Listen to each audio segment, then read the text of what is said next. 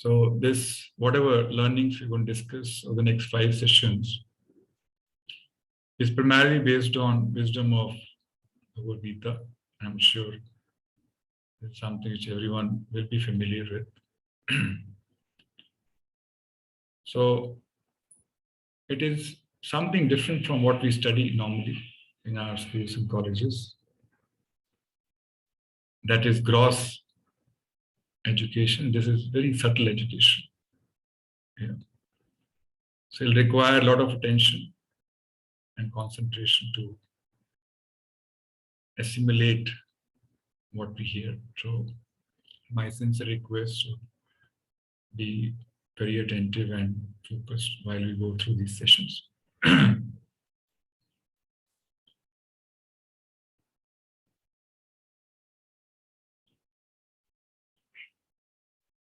And brief introduction, I'll give myself.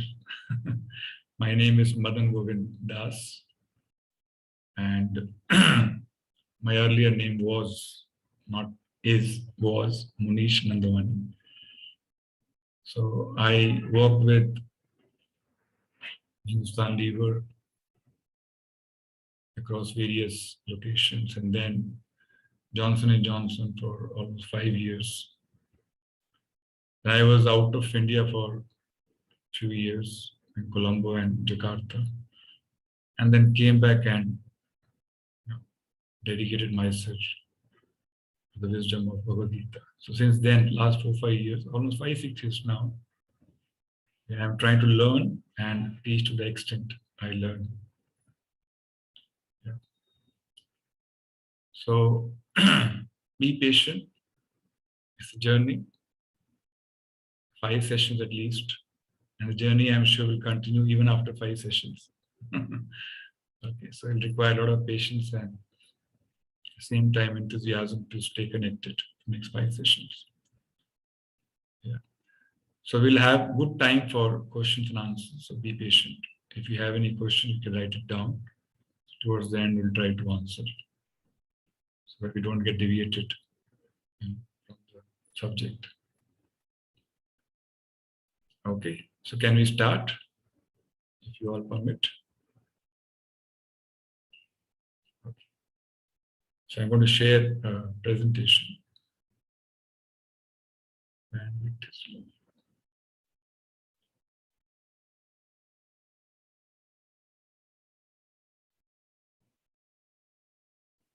Okay. Is it visible to everyone?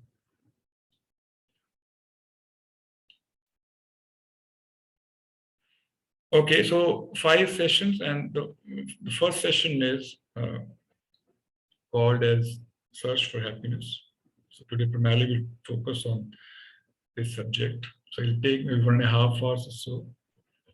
So it gets extended by 10-15 minutes, so pardon me. Yeah, so please bear with me.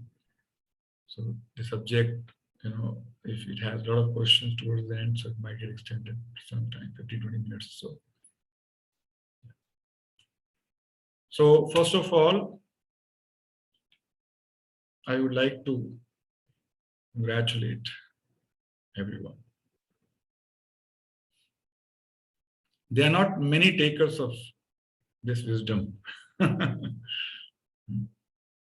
Bhagavad Gita, Krishna says, Manushyanam sahastreshu kaschit yati siddhai. Out of thousands and lakhs of people, one will come forward to understand this wisdom, this knowledge. Like, you don't find too many customers in a jewelry shop, isn't it? Not everyone can afford or eligible to enter into jewelry shop and buy diamonds, gold, silver. Similarly, not everyone is eligible to understand this knowledge of Bhagavad Gita. So, you are very fortunate that somehow Krishna inspired you from within to come forward and register for this course. There are two dates important in one's life. Yeah. One is when you're born. And everyone almost remembers his birth date.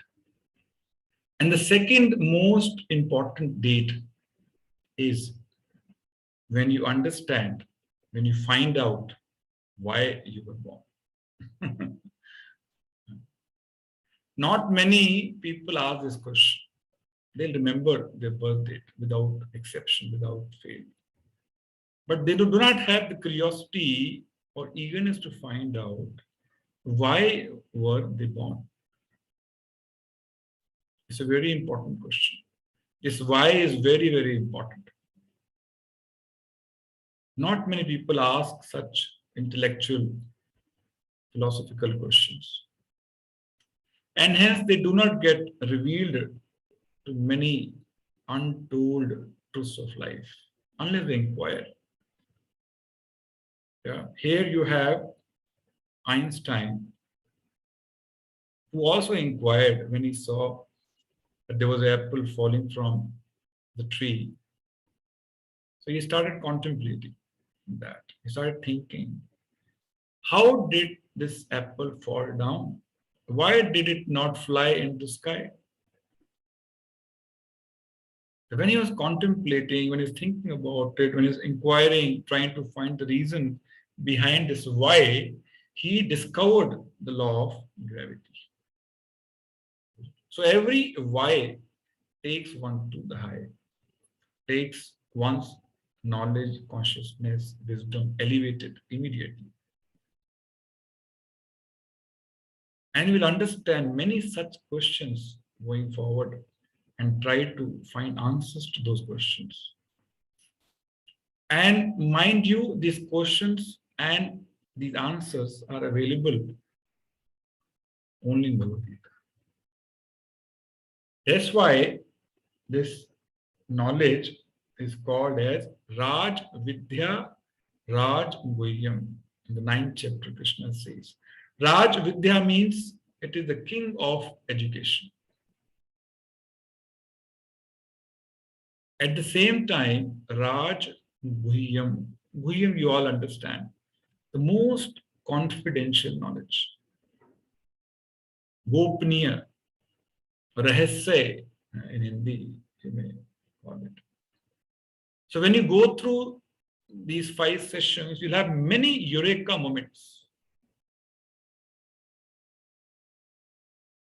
Okay.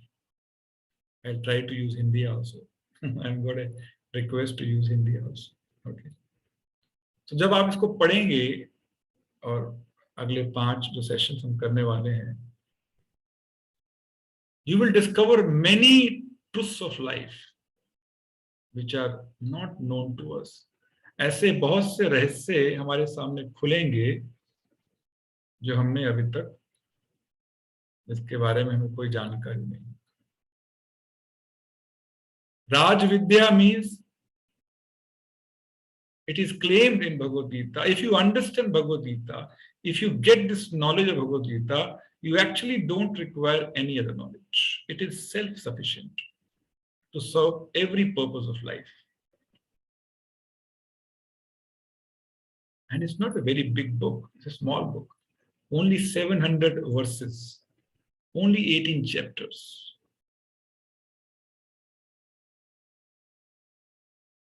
Like, you know, when you buy a LCD television or any gadget for that matter, your mobile, it comes along with a manual.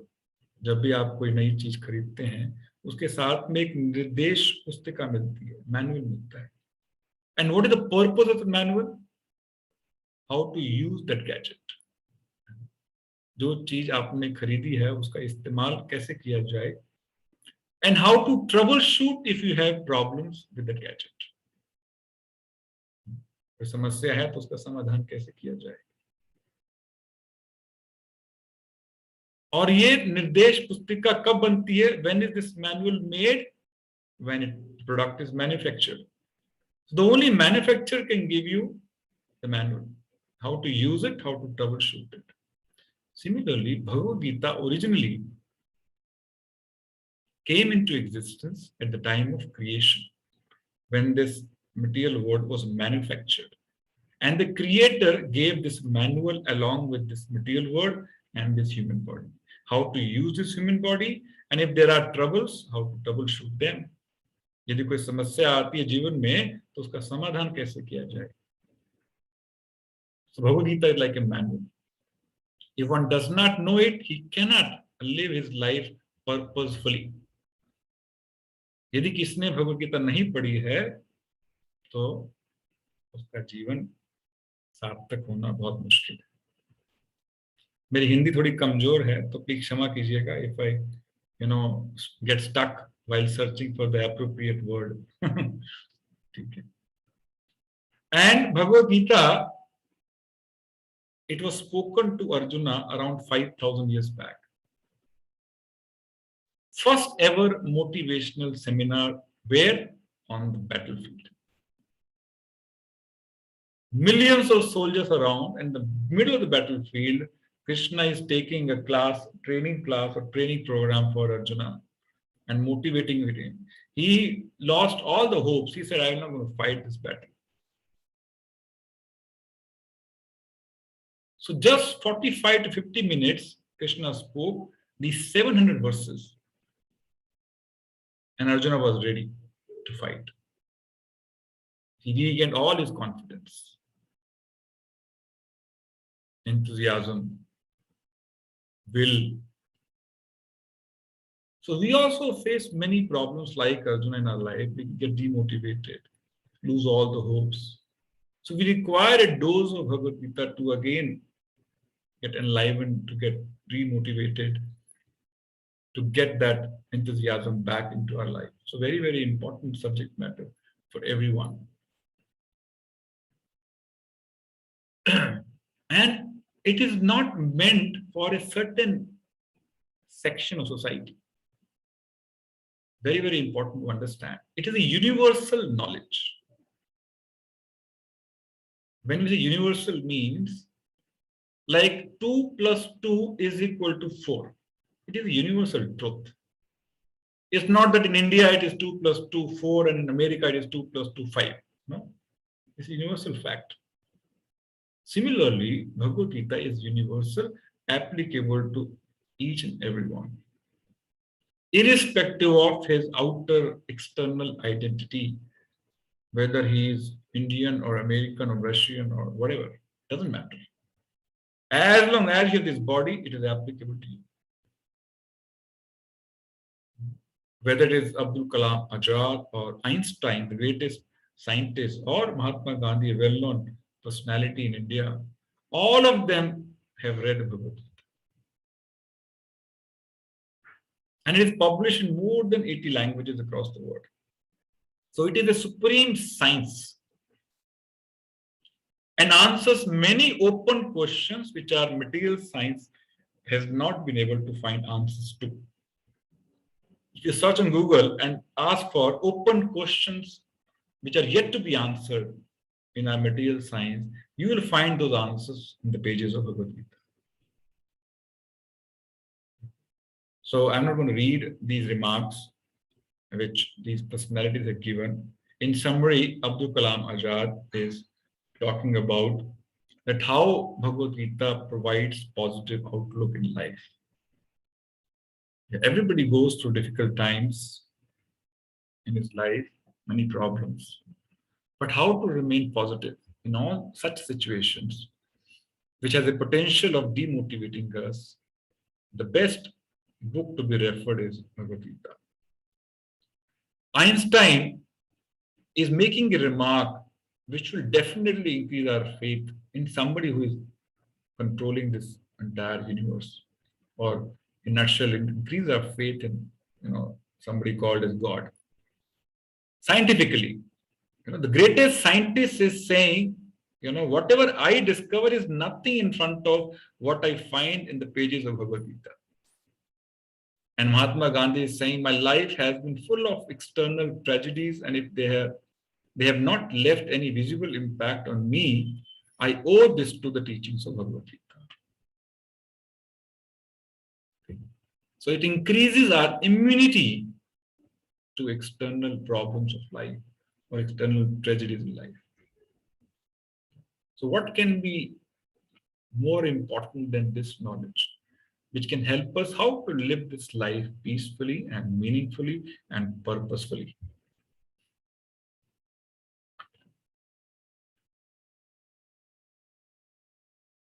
So anyone and everyone can benefit from this.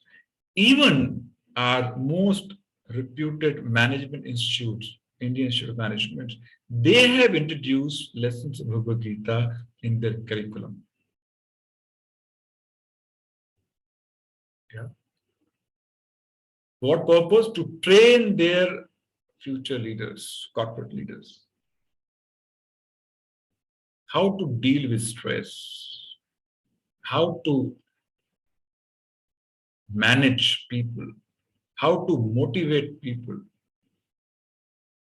how to get work done. While it is not a management book, but it is a byproduct of Bhagavad Gita that you also get many management lessons from this book, which I personally have applied in my, corporate career. Yeah. So when you go through, I'm sure you'll also find this. ISKCON, whom like I'm representing at this point in time, has 7 purposes outlined.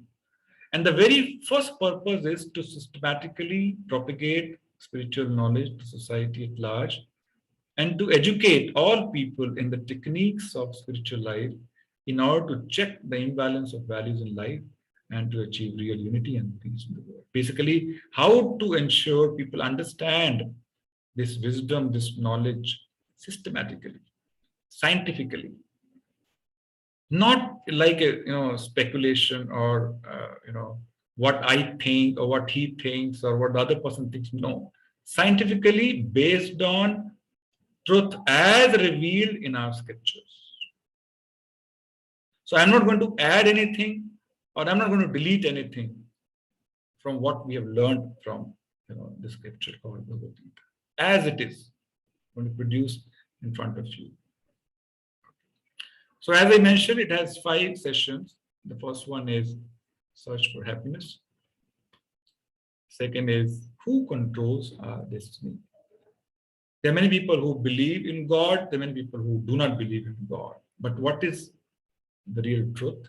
Does God exist or only an imagination? So we scientifically, look at this aspect.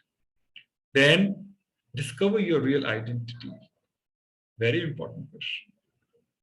What is our constitutional position?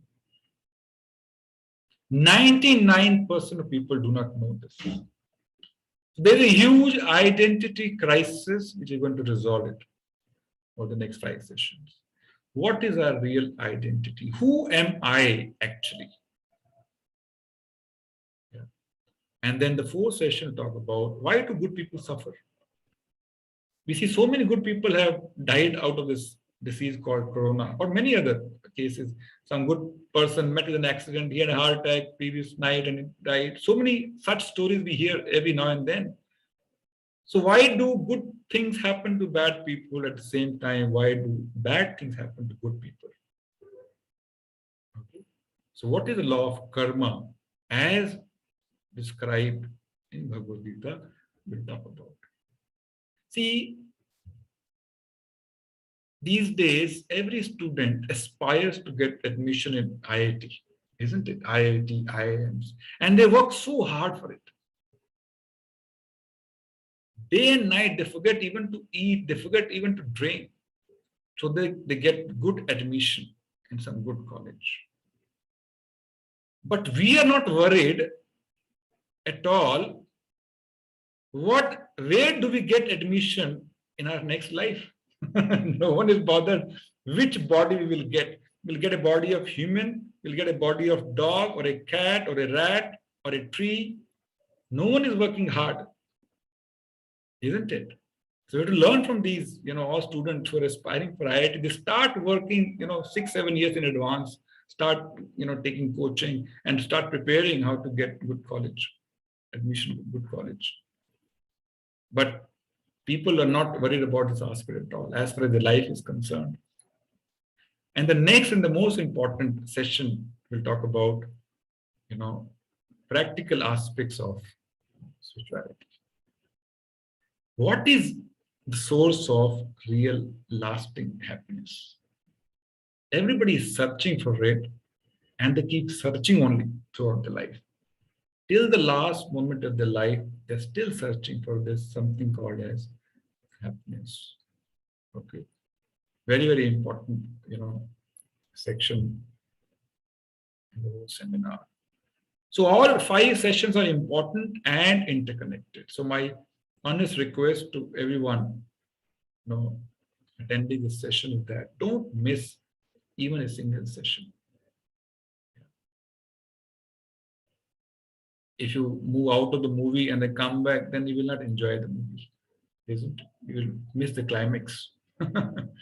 So my request is to stay the course for the next 5 sessions. Yeah. Trust me, you will not repent. Yeah. So this 5 into 1.5, almost 7 to 8 hours of investment, is not a big investment. You go and watch a movie, couple of movies in a month, you spend 6 to 7 hours. Yes or no? Yeah. So this 8 hours is not a big investment if it ensures, it promises to make our life perfect, to make our life successful, purposeful. Yeah. So I request everyone that please have patience and sit through these 5 sessions. These sessions have potential to completely transform our life to good.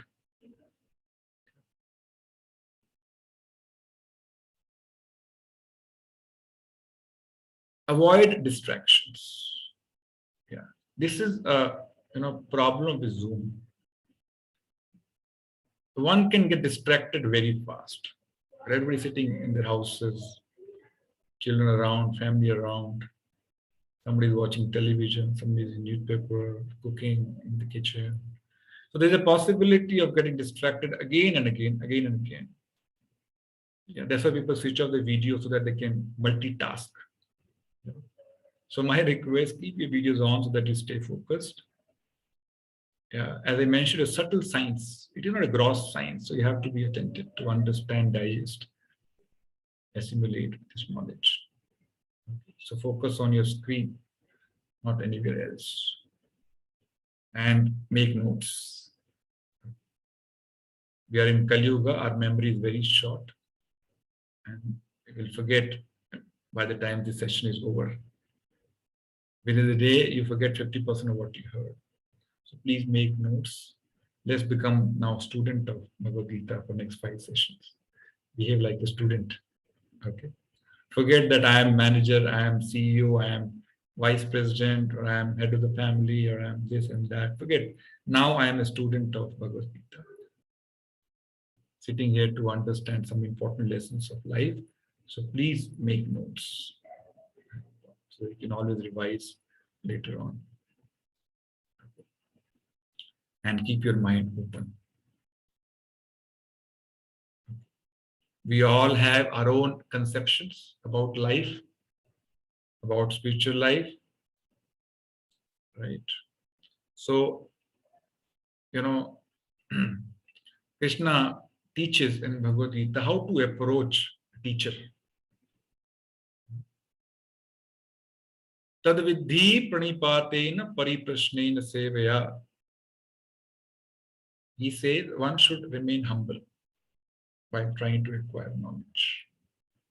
So if you have question, stay humble and ask questions. Okay. Because you'll find many things you may not be able to digest immediately. So calmly, politely, we can ask questions and answers. Okay, we don't have to be in challenging mode. Okay. Whenever there is a challenge, the knowledge transfer stops immediately. Okay. So keep your mind open. We're going to learn something new, something meaningful, may not have heard, previously. We can always ask questions, but keeping the whole environment calm and composed, cool. Okay. You don't have to get agitated if you don't digest something. And finally, we come to the first subject matter of this seminar, which is search for happiness.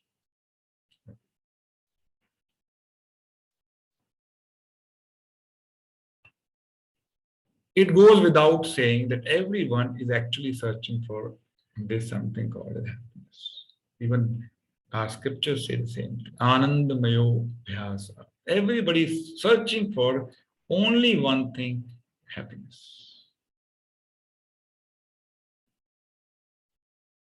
Means could be different.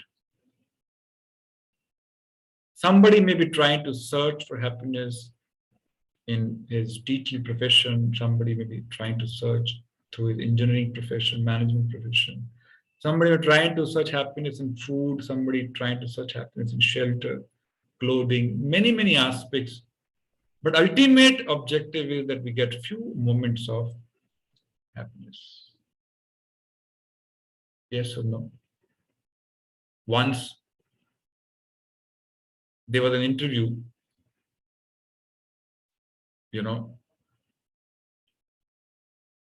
of the world's third richest person in a studio. And he was asked, mind you, he's the third richest person in the whole of the world. He's asked, if God appears in front of you right now, what will you ask him? The most wealthiest person is being asked this question. If the Supreme Lord appears in the studio right now in front of you, what will you ask him? He said, few moments of happiness.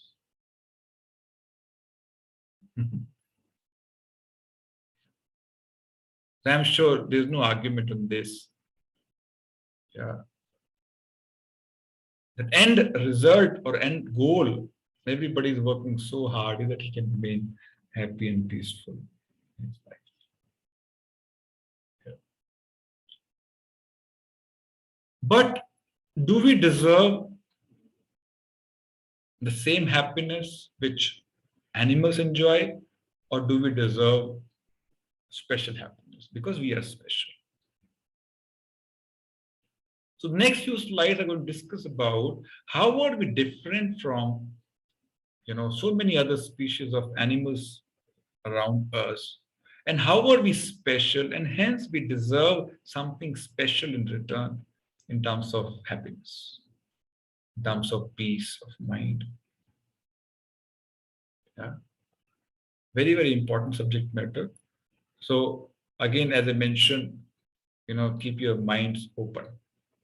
We're going to discuss everything very objectively,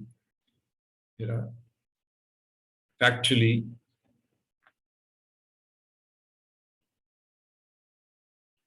So as I mentioned, you are special, so you deserve something better than what others. How much is the population of our planet? It is 6 billion plus. And what is everybody looking for? One thing, which is happiness. You go to any country, you ask any section of society, male, female, children, adults, college students, or whoever. One. But the problem is, we are searching for something outside which actually lies within. This is a musk deer.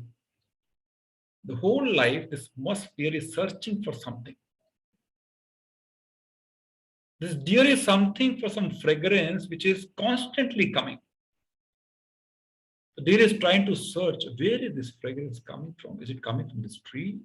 Is it coming from this water? From this plant? From this animal?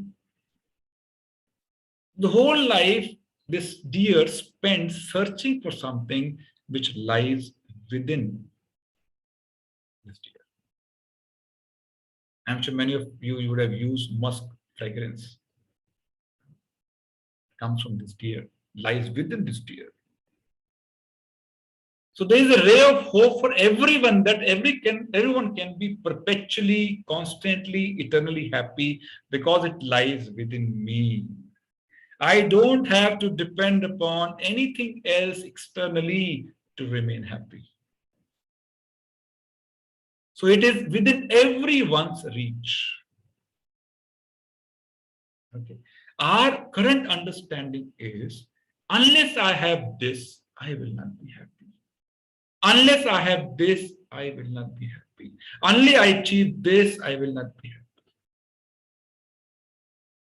Oh, that is not fact.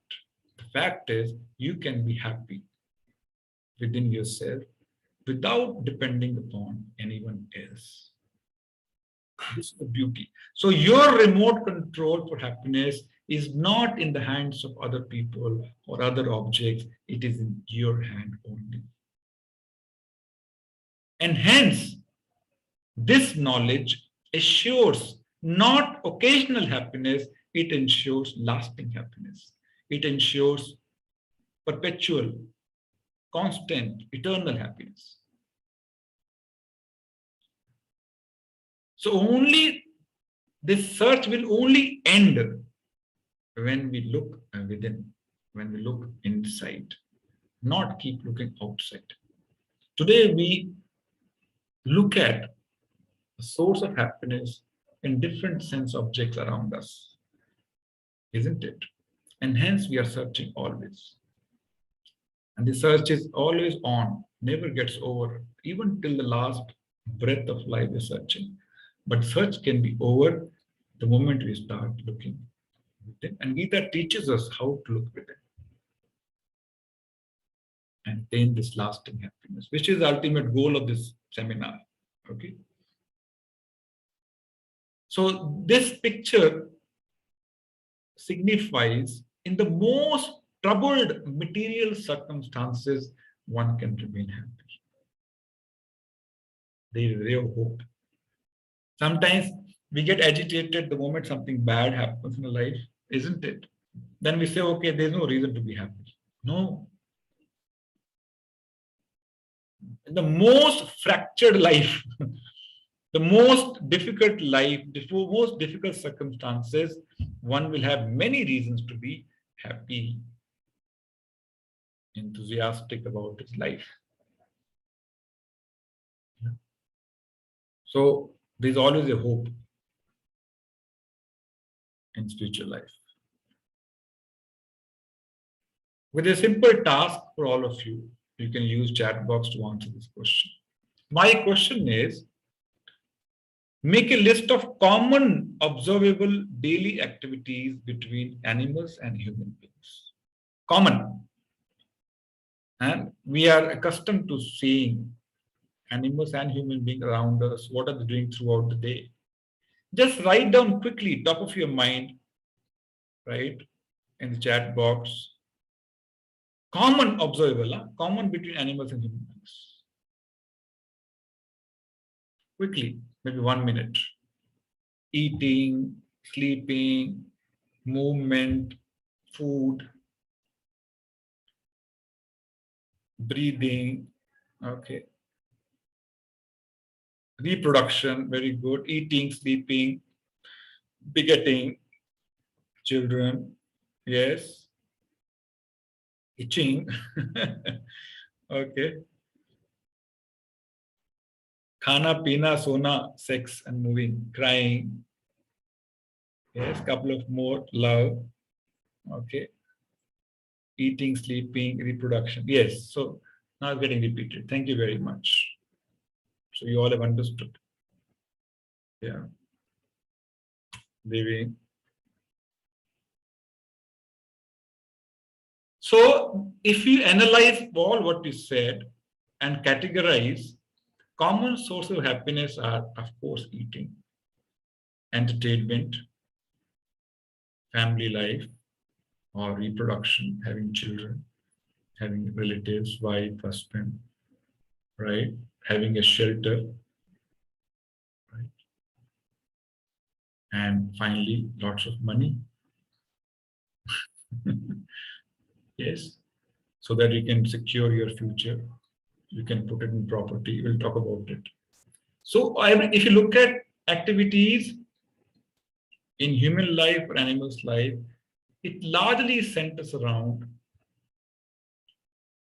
these few things. And if you further categorize them, these are called seed propensities: sleeping, eating, enjoyment, and defense. Sleeping, this biologically, there are four common biological instincts between human beings and animals. I can see many of your doctors, you'll understand. Biologically, one requires some rest. One cannot work with this body for 24 hours. To keep this body fit, one has to eat. Annad bhavati bhutani. Krishna says in Bhagavad Gita. Everybody is dependent on grain for living, for his survival. Everybody is looking for enjoyment. Isn't it? We are social people. We need to interact. No one can be happy alone. And finally, defense. Defense against various uncertainties of life, various threats in life. Isn't it? That's why we buy insurance policy. This is one of the defense mechanisms. People keep gun at house, pistol at house. People keep chokidar at house. Isn't it? Why? Defense. People buy a property. Why? For future uncertainties, to deal with future uncertainties. So these are called seed propensities, which are common between human beings and animals. Happiness means improved facilities for sleeping. One can define, I'm sorry, I'm using two laptops. That's why I'm sometimes confused which one to press. Sleeping actually means having a good house, cozy bed, air condition, many other facilities to facilitate you able to sleep and take rest and gather this energy once again. Right? Happiness means facilities for eating. Everybody loves eating. We may forget the most important task of the day, but we will never forget eating. And the bhook lagti hai, so we can leave everything and jump onto to fill our belly, isn't it? Happiness means improved facilities for enjoyment. And the highest peak enjoyment in material life is sex, having union with opposite sex, mating. Okay. And happiness means improved facilities for enjoyment, which I mentioned, could be in the form of sports, fashion, travel, cinema, or intoxications, or finally, it boils down to having union with the opposite sex. And happiness means improved facilities for defense. Deal with various uncertainties in life. Our future is full of uncertainties, so we take various precautionary measures to deal with such uncertainties. So it's basically, okay, how do we secure our, what is our defense mechanism? As I mentioned, could be in the form of money, bank balance, insurance, property, business, job, family, and many other things. So it's eating, sleeping, mating, and defending. Eating, sleeping, mating, and defending. You can also repeat. 4 common biological instincts between human beings and animals.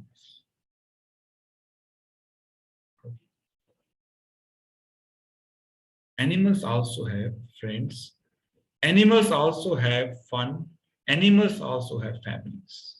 Do you agree?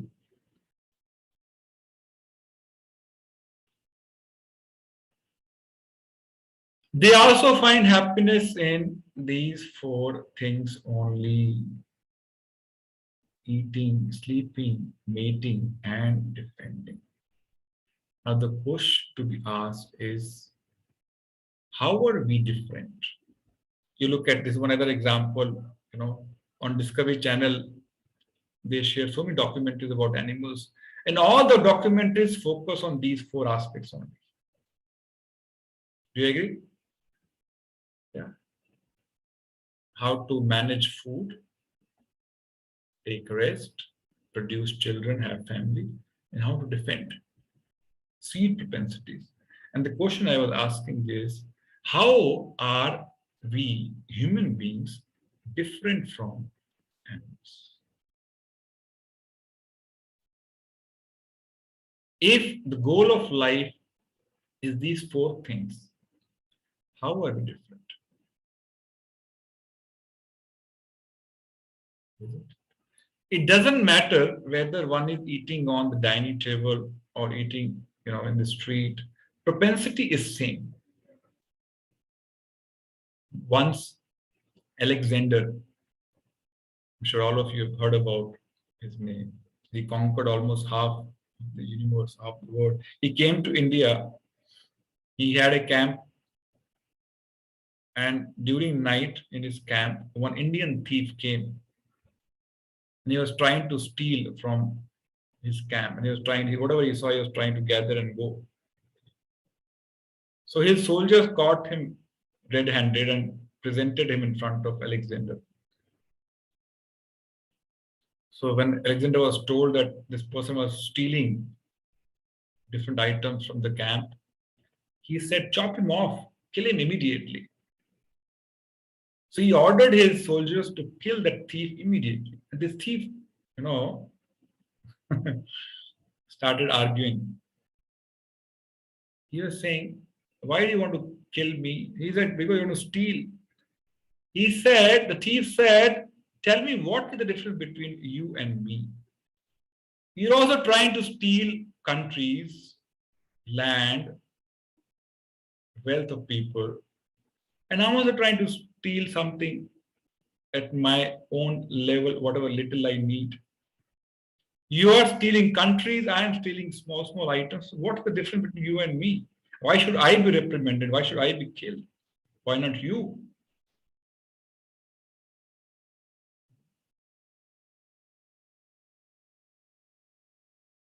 So it is not the scale which matters, it is the propensity which matters. And the propensity is same.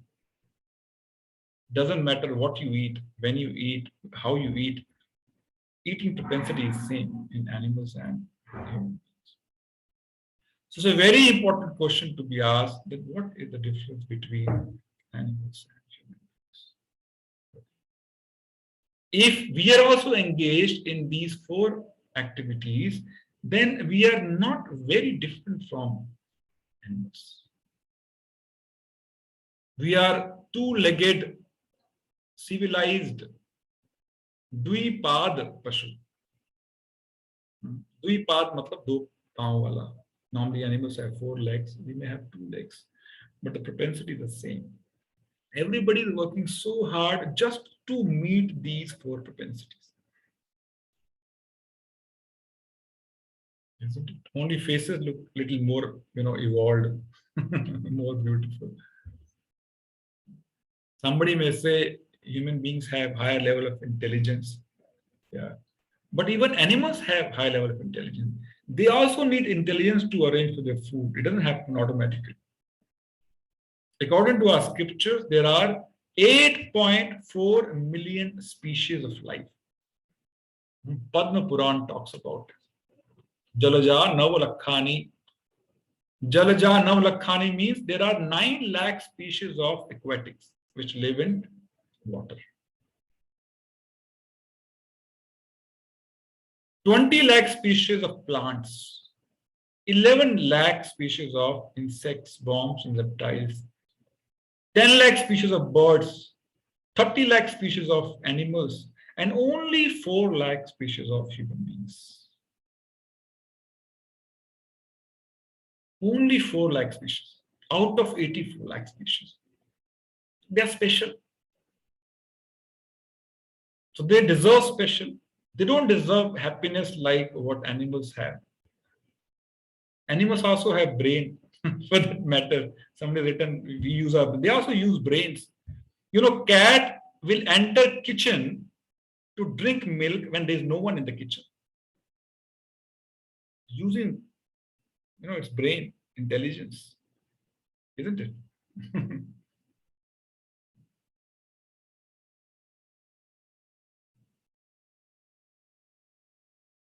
So we are special and hence we deserve special.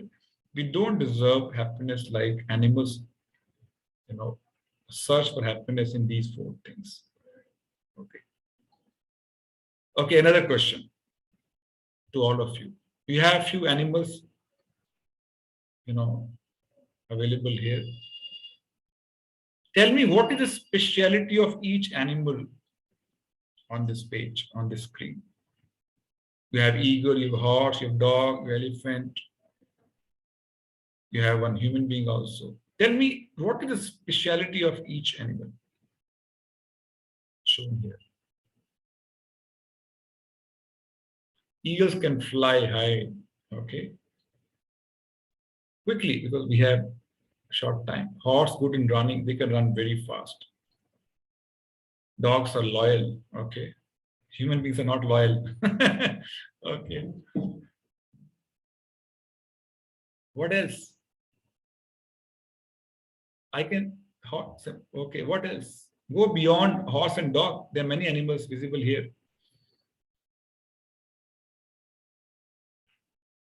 Dogs smell better. Yes. Elephants, very sharp memory. Okay.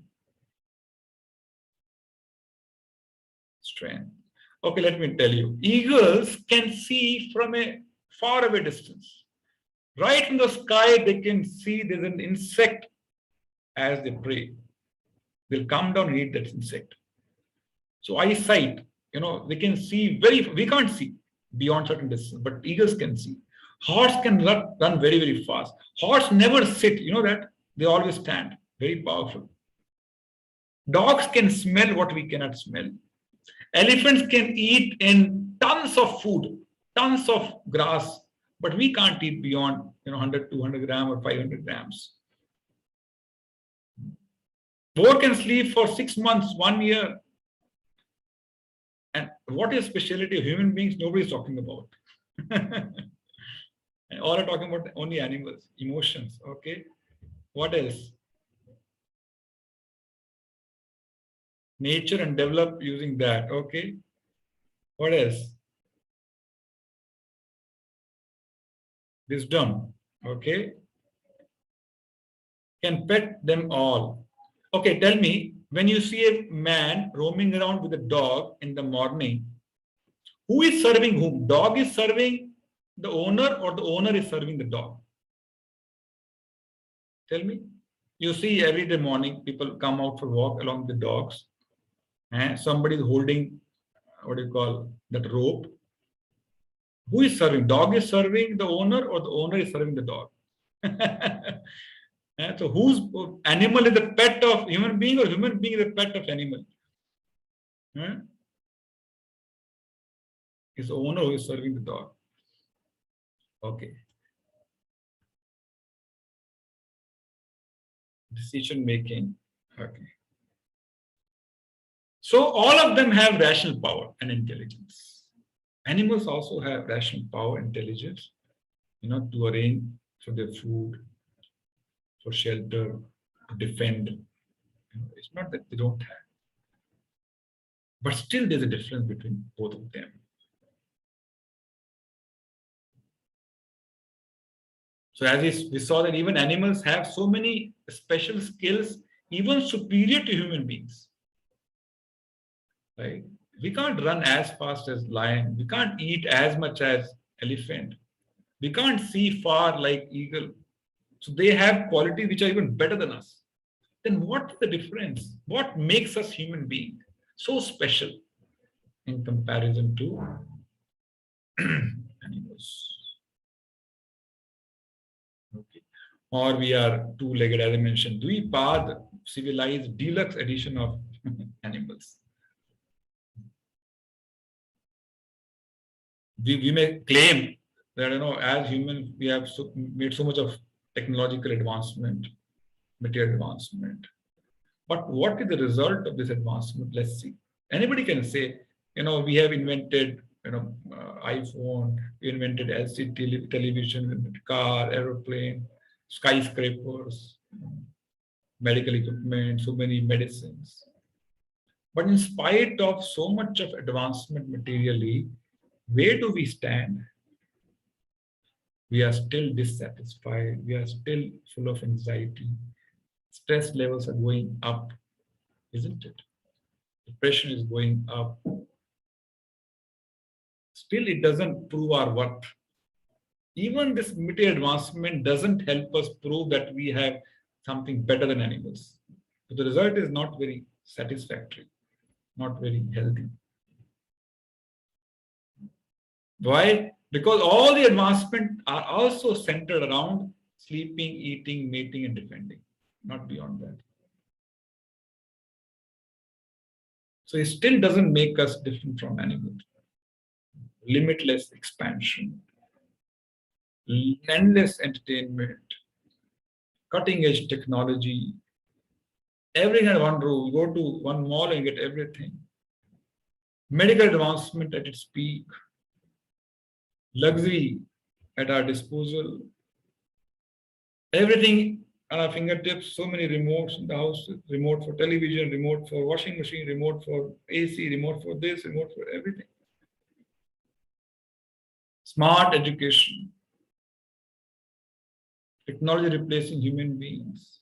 So if somebody is asked to rate in terms of material advancements, everybody will say excellent, no doubt about it.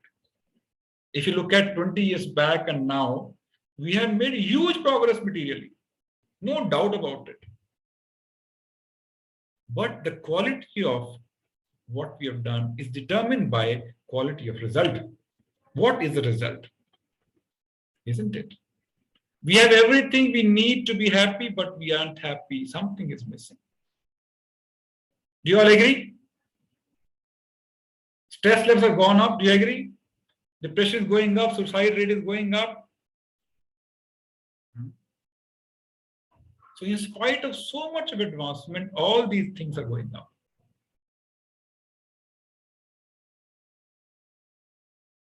If the result is this, then what is the quality of all advancement? Somebody read a nice, poetry around this paradox of life. We have taller buildings, but shorter tempers. We buy more, but enjoy it less. We have bigger houses, but smaller families.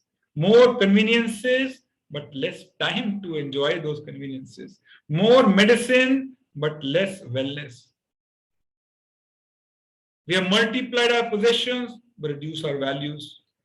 We have learned how to make a living to fill belly, but not how to live life.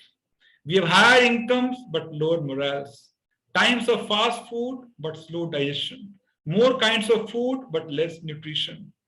Days of two incomes, husband, wife, both working, but more divorces. Fancier houses, but broken homes. Is it not a reality of today, current modern era, modern society? We may have won the battle, but lost the war.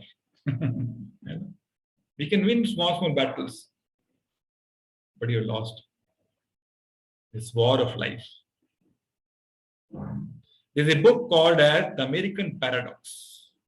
Spiritual hunger in an age of plenty. We have so many things in plenty, but still we are hungry.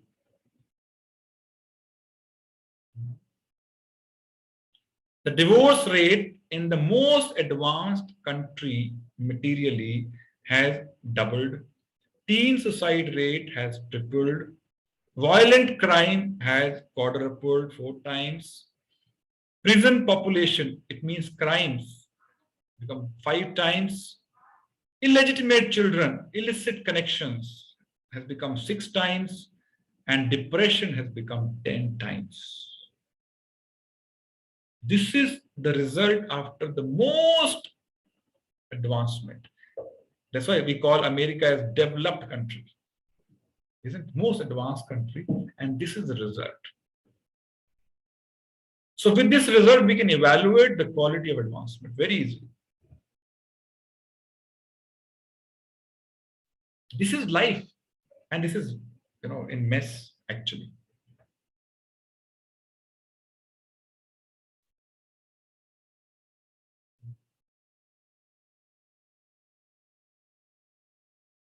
Do you all agree with what is written here? Yes or no?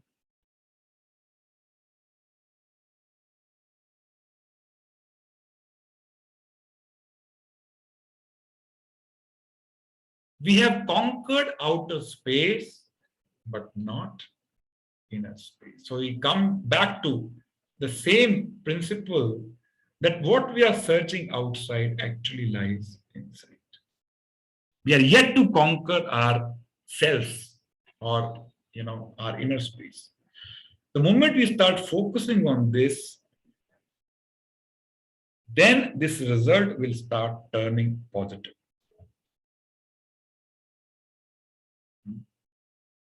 That's why it is journey of self-discovery. We have discovered enough outside. Let's spend some quality time to discover now inside. Yeah. So what makes human beings superior to animals? Let's understand from our scriptures. Mahabharata talks about this. How are animals and human beings different? It says, Ahar Nidra Bhai Maithunam Cha Samanyam Etat Pashubhir Naranam Dharmo Hitesham Adhiko Vishesho Dharme Nahina Pashubhi Samana.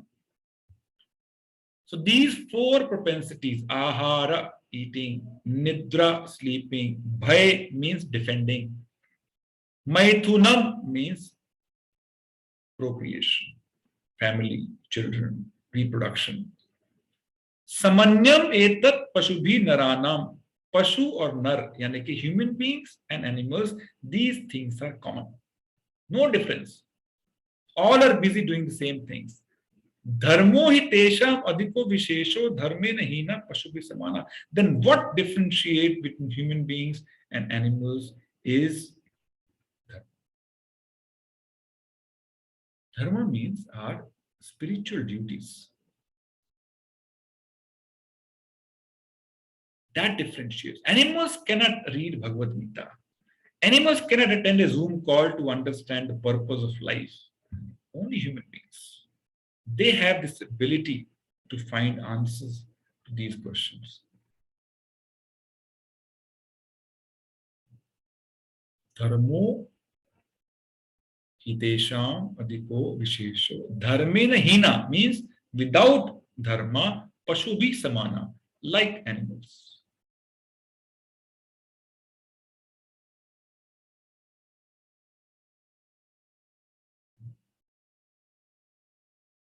The activities of eating, sleeping, mating, and defending are common in animals and human beings. The human beings are considered superior only when they inquire about God and perform the dharma of obeying his laws. We all are accustomed to obey the laws of this country, this state. But what about the laws of this cosmic nature? Who will obey them? It is meant for human beings, not for animals. If one does not have this propensity to inquire and know more about the superior truth, they are as good as animals, not very different. Dvipad Pashu.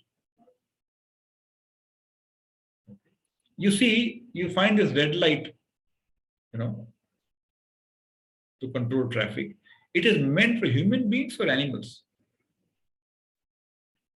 If a human being crosses red light, he's immediately punished. Yes or no? But if a dog crosses this red light, nobody bothers.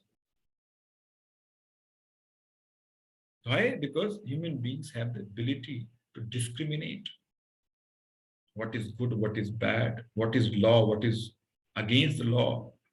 So this is only a state law, only a traffic law. What about the law of nature, law of this cosmic universe?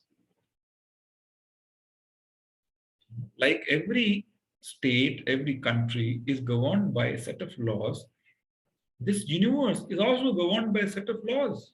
What about them? Do we know what are these laws? Do we know whether we are complying with or violating these laws? We don't know. We need to know. Otherwise, we're liable for punishment. And when punishment comes, we get bewildered. Why with me?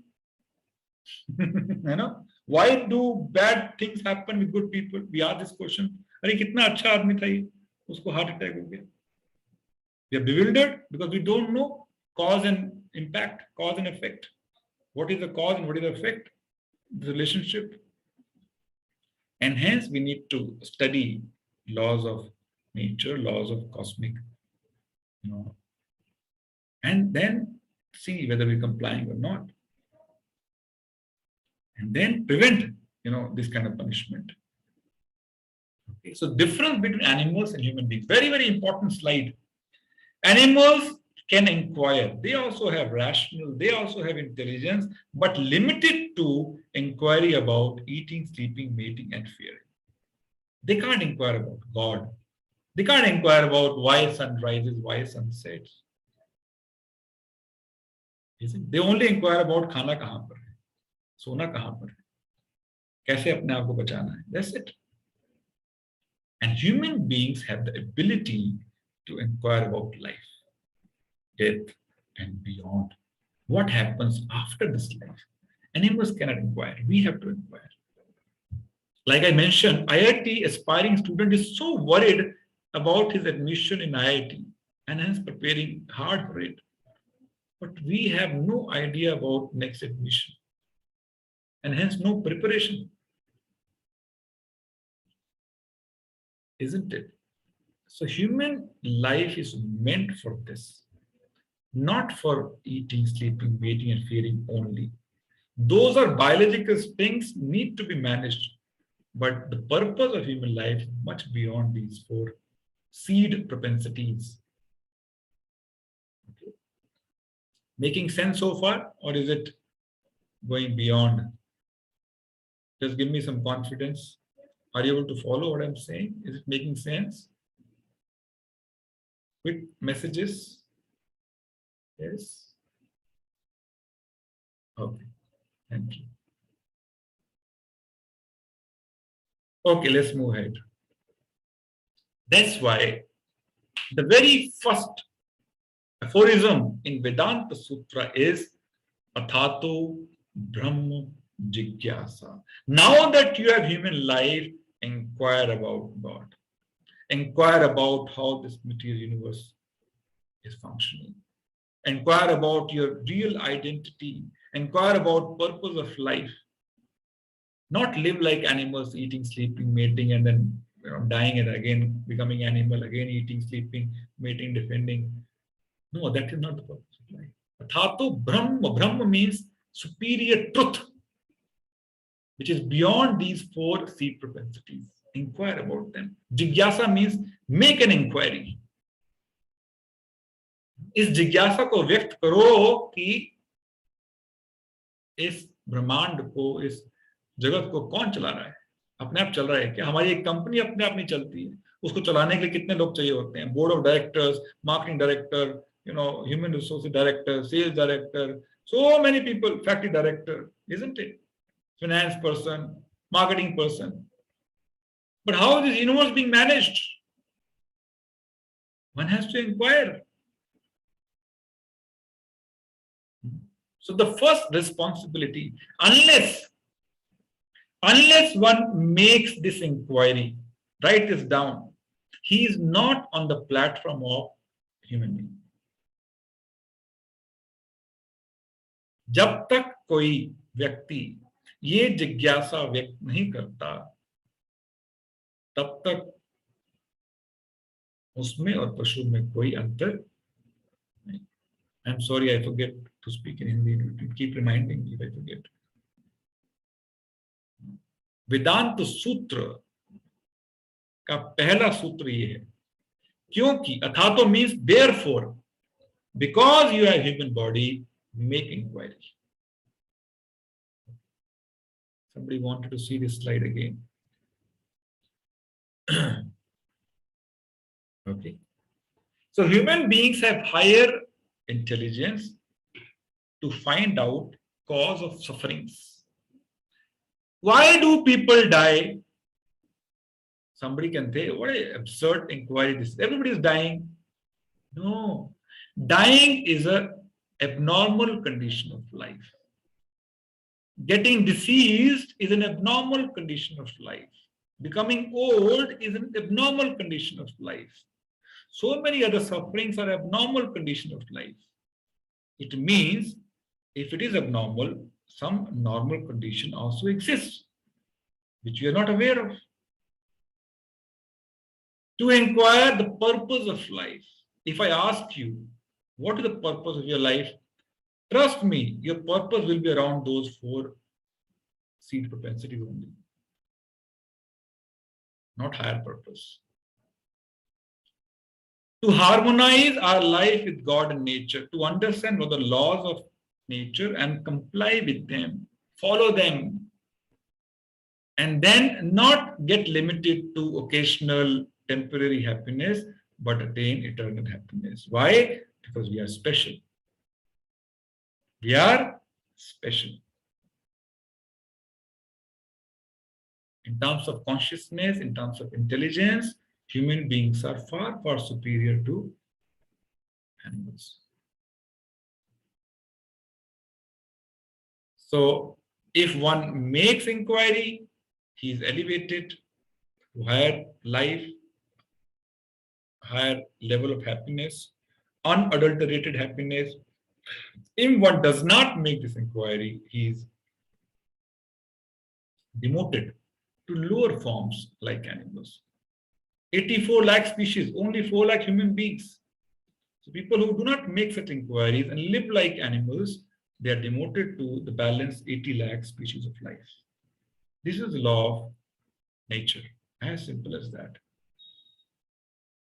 If I use this body for the purpose it is meant for, I will be awarded this body again.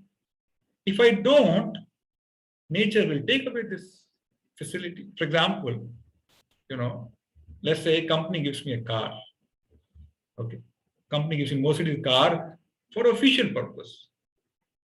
To go to office, to meet customer, to go to client, to go to vendor. Isn't it? That is the purpose of car.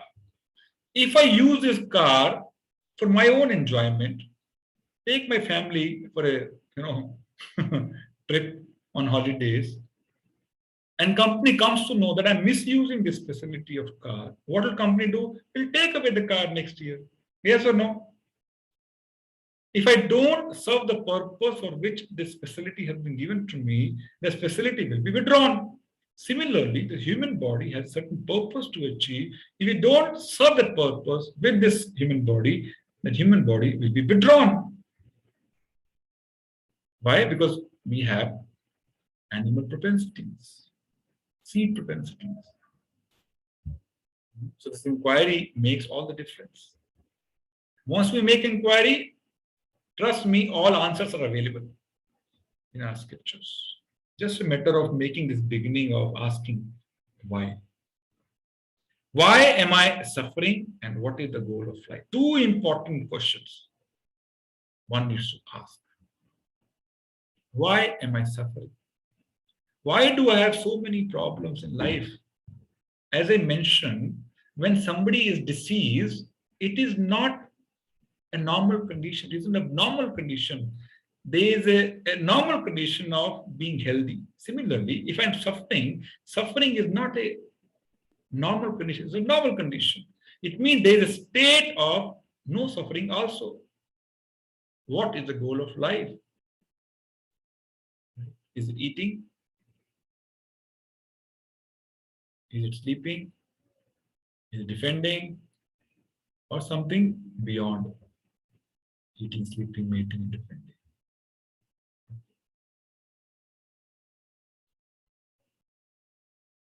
Why am I suffering? Is the first question.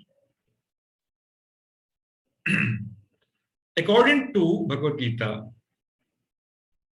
there are 4 real problems of life. 4 real problems. A problem can be a real problem if it is common to everyone. Nobody wants it and nobody can avoid it. Then it's a problem to be solved. Okay. The four real problems which are common to everyone, you and me, and everyone in this session or outside, but nobody wants it. At the same time, nobody can escape from these problems. What are these problems? We want to remain young forever, but very soon we start growing old, isn't it? So this old age is one problem. Tell me, out of all of you, anyone who would like to become old, given a choice, that you have a choice not to become old, anyone would like to become old? Anyone who is old or knocking towards the old age, he knows what are the problems that come with the old age. You can't see properly, you can't hear properly. If you sit down, you can't get up properly. If you're standing, you can't sit properly. So many problems. You become completely dependent on others. Even to go to toilet, you need somebody's help. You can't digest your food. Always, your mind is full of anxieties. Nobody wants old age.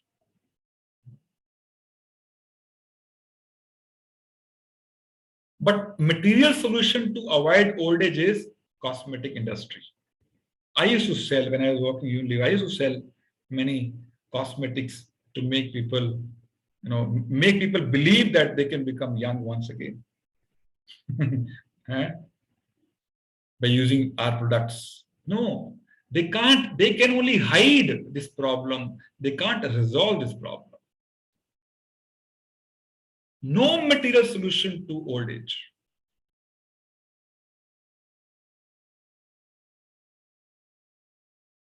But everybody, wants to remain young forever, but can't avoid it, can't escape it. Okay. We can only keep pictures of our childhood and be happy that someday I used to be like this. Sweet memories. I'll not spend much time. We want to remain healthy always, but we become sick. We catch so many diseases. Unavoidable. Nobody wants it. Nobody can escape it. None of you can claim that you never felt sick throughout your life. Can somebody claim? No one. So old age, disease, and finally, death. 100% guaranteed. No one wants it. Everybody is fearful of this moment. And what is the source of these three problems? Old age, disease, and death. The beginning is with birth. So along with birth, old age takes birth. Along with birth, disease takes birth. Along with birth, death takes place. Right? So the problem of all is this birth. Happy birthday to you. Bhagavad Gita says these four are the real problems of life. If one has to solve some problem, spend time solving these problems.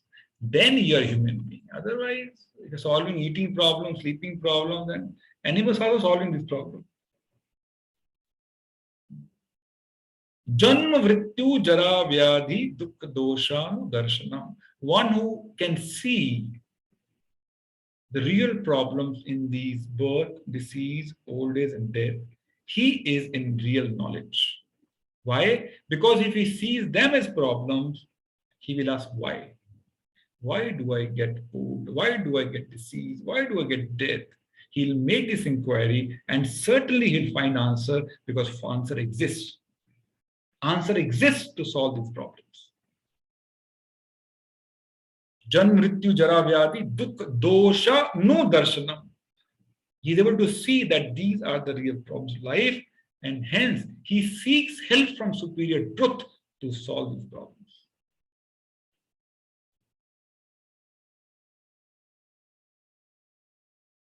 That differentiates spiritual life from material life.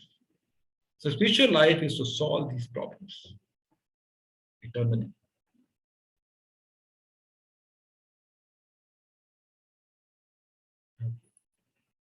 And other than these four, there are three more mentioned in our scriptures. One is called Adhyatmika Klesha. Second is called Adhibhautika Klesha. Third is called Adhidaivika Klesha. Means one, problems created by our own body and mind. Adhibhautika, problems given by other living entities. Yeah. And the Devika Klesha means given by demigods, by nature. Okay. Let's just quickly see what are these problems. Problems of body and mind we understand. Not very difficult to understand. We all suffer these problems given by body and mind. Depression, tension, stress, suicide tendency. These are all mental problems. Heart attack, cancer, they are all physical bodily problems. Everybody suffers. These are called Adhyatmika Klesha, miseries due to mind and body. And then Adhibhautika means given by other living entities, including insects, animals, by your near and dear ones. Husband giving problems to wife giving problems to husband, mother-in-law, daughter-in-law, boss, subordinate, client. They all give us problems. Insects, mosquitoes, they all give us problems. These are called Adhibhautika Klesha. No one can escape these problems. And third one is called Adhidaivika. Daivika means given by nature, given by demigods. Tsunami, flood, famine, depression. I'll show you one video.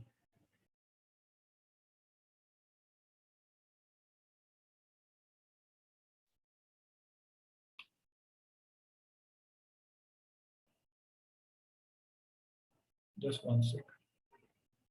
Let me switch on audio. Can you hear now? Can you hear? No? Of buildings fell to the streets as people rushed for cover. The skyscrapers nearby were swaying like trees in the wind. I did think at one point that I really might die here. And then round two as the tsunami sirens wail. You're seeing live footage of a tsunami engulfing the port area. When the ominous Black Sea attacked this island nation Friday, it left behind a massive trail of destruction that is getting worse by the hour. A giant tsunami wave crashes into the Fukushima Daiichi power plant, seriously damaging the building's reactors. The Japanese Prime Minister Naoto Kan said today the disaster is the worst crisis for Japan since World War II.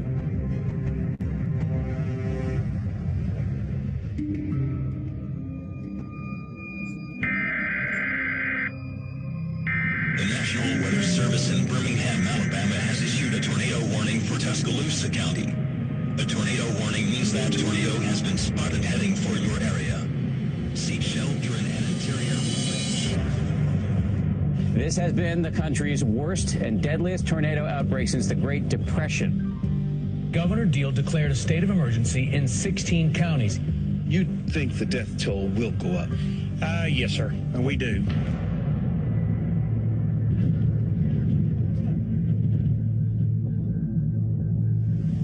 Oh, gosh, that is a monster tornado. The tornado moved slowly 6 miles through the center of Joplin. The town is now effectively cut in half.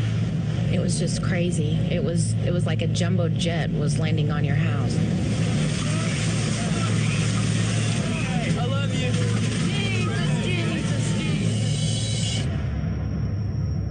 It's just flattened. I really was not prepared for what I saw when I got down here. Search and rescue crews sift through the rubble trying to locate missing loved ones, and the death toll moves past 100. So, who is responsible for these kind of problems?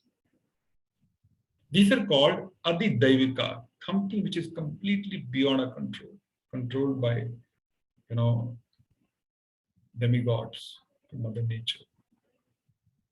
So, we may be very advanced in medical science. We cannot solve these problems forever.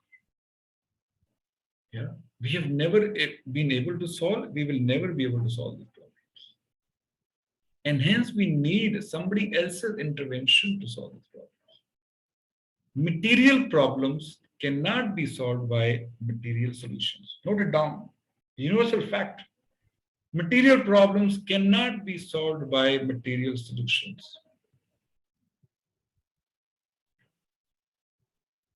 So, any amount of advancement, science advancement, cannot put a full stop to all these problems. That's the reality of life. You must recognize sooner or later.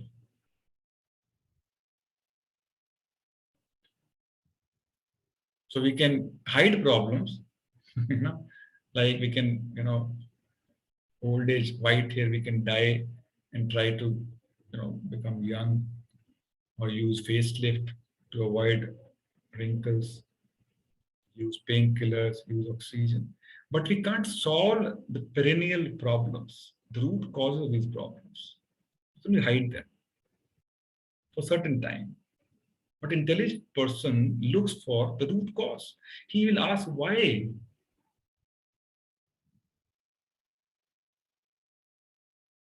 Isn't it?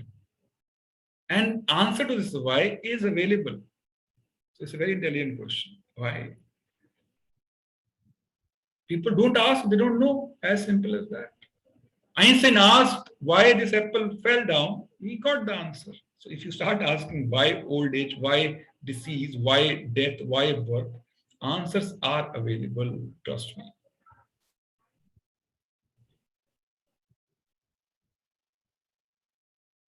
Now, what is the root cause of all these problems? We are living a very unnatural life, like fish out of water. This is the root cause.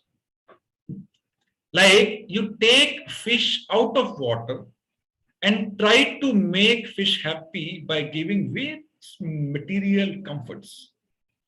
Television, mobile, air conditioner, ornaments. Will the fish be happy? Please give me answers. You take the fish out of water and then try to give all possible comforts of life. Will the fish be happy? No. Why? Why? Because fish is not in its natural condition of life. Being out of water is unnatural to the fish, so any amount of material comfort will not satisfy her, will not make the fish happy. Similarly, we are living a very unnatural life. Any amount of material progress will not make us happy, will not make us satisfied. And the purpose of this journey or self-realization is to find what is our natural condition, a natural state in which we can be always happy like fish in water. So for fish to be happy, only condition is it should remain in water. That's it. Similarly, for us to be happy always is to be aware of what is my natural state of life in which I can be eternally happy, always happy, irrespective of what is happening externally.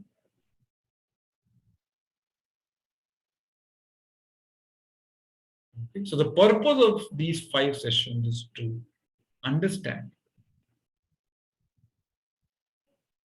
what is the state and how to attain that state of life.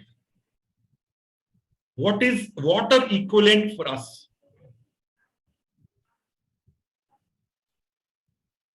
Okay.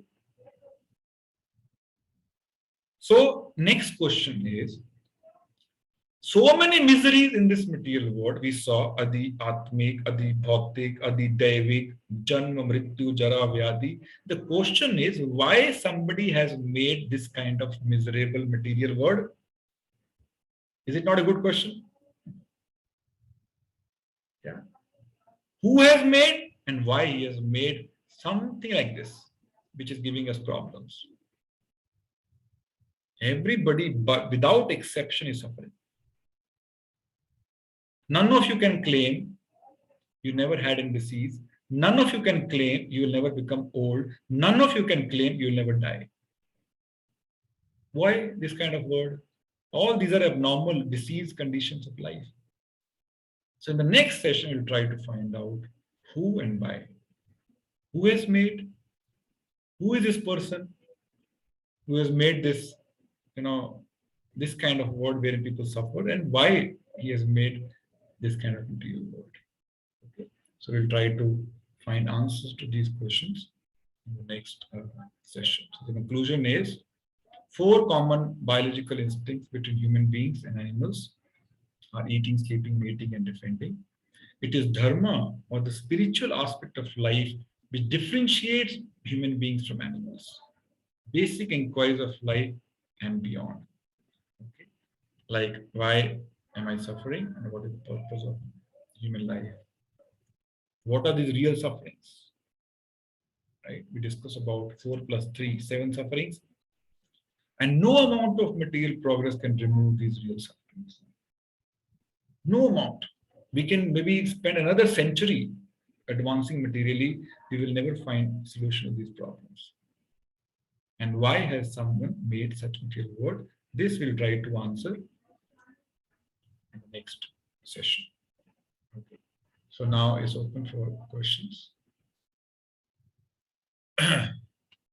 So you have a choice to raise hand. I can unmute, or Lina, you can unmute. Or you can also write. Chat might be difficult to. You know how to raise your hand electronically? That is better.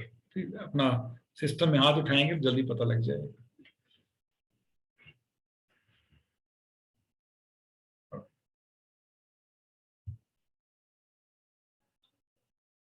Yes, Mr. Gupta. Hare Krishna. Hare Krishna. This is Mrs. Gupta. So, yeah. What is a natural state or natural condition which you were just talking about? थोड़ा धैर्य रखिए, आएगा, पता लगेगा. So let the right time come to understand what is a natural state. So it'll be answered in the 4th or 5th session. So thank you. Best to keep some patience. Thank you. Anyone else? Yes, Shankar ji, boli. Good afternoon, sir. Hello. Good afternoon, sir. Good afternoon, Shankar. See, I'm attending this session. Is it pre-planned, or it is by chance I got the chance to attend the session? I mean, it is, my question is, it is because, we talk, whatever is happening, it is all planned. So is it something like that? Yes. It is superior plan of some superior authority to bring all of you here. It is not by chance. Nothing happens by chance. Trust me. Nothing happens. Everything is a pre-made arrangement. If someone has any desire somewhere in the corner of your heart, so now arrangement has been done to fulfill those desires, to find answers to those questions. So when I shared this in LinkedIn, this poster, almost 3,000 to 4,000 people saw this. Out of 3,000-4,000 people, out of those set of people, only 5 registered. Why only 5? So when we see such, we don't get surprised, because not everybody is qualified for these inputs. Manushya naam sahastreshu. Out of thousands, one will inquire. Not everyone. So you're very fortunate. Again and again, I'll say that you got access to this knowledge. Abhi it's just a beginning. Trust me, you'll see many more truths of life getting revealed in the next few sessions. Yes, Mr. Mahajan.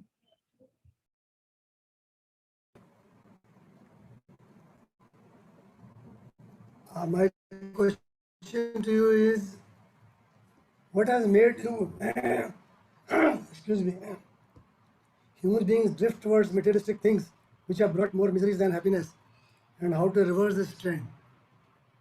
एक बार फिर से पूछिए, I am sorry, आपका network बीच में जा रहा था. Okay, my question is, what has made human beings drift towards materialistic things which have brought more miseries than happiness, and how to reverse this trend? Yes, very good question. So his question is, what made us drift from what we are supposed to do and get attracted to material ways of life, and how do you reverse this? You know, there are 4 yugas: Satyug, Treta Yuga, Dwapar Yuga, and this is the 4th one, Kali Yuga. And dharma, what we say, has 4 pillars. 4 स्तंभ होते हैं धर्म के. In Satyug, the dharma was standing on all the 4 pillars. It means people were very spiritual, very dharmic. And the impact of that was people used to live a life of 1 lakh years. So life in Satyuga was 1 lakh years. 100,000 years one used to live for. Their height used to be 32 feet. Can you imagine? 32 feet height, 1 lakh years was the age. When it came to Treta Yuga, one of the pillars of these 4 pillars got destroyed: austerity. I'll talk about it. This is also going to come in the next few sessions. Human age became 10,000 years and height became some 20 odd feet. Then came Dwapar Yuga. 2 of the pillars got destroyed. Dharma standing on 2 legs, not 4 legs. Age became 1,000 years. In Kali Yuga, 3 pillars destroyed. Dharma is standing only on 1 pillar. And the age is 100 years. 100 years this Kali Yuga started with. The age of Kali Yuga is 4,32,000 years. How much? Just repeat. 4,32,000 years is the age of Kali Yuga. And only 5,000 years have passed. So we are yet to see what is Kali Yuga. Srimad Bhagavatam in 12th canto, it is already described what are the symptoms of Kali Yuga going forward. It's all predicted. You can read Bhagavatam. Right. So enjoyment, independent enjoyment is a root cause. You know, keeping God out of picture. Dharma rakshati rakshita. If you protect dharma, dharma will protect you. If you destroy dharma, dharma will destroy you. This is the principle of life. Dharma rakshati rakshita. If you protect dharma, like Satya people protected, they all were protected, lived long, happily, peaceful. In Kali Yuga, people have destroyed dharma, and hence they are suffering. Now, to reverse is to find answers in the pages of scriptures like Gita and Bhagavatam. That's why we have sessions like Journey of Self-Discovery. This is only a foundation course. When I say foundation, means it is first to bring clarity. What is spiritual life? People don't even know what is spiritual life. Who is God? How is it different from demigods? What is this material nature? What is the role of material nature? Who am I? What is my constitution position? What is my natural position, like you mentioned? Right.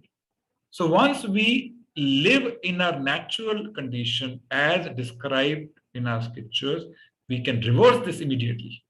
Immediately. So today we are living unnatural life. We have to start living natural life.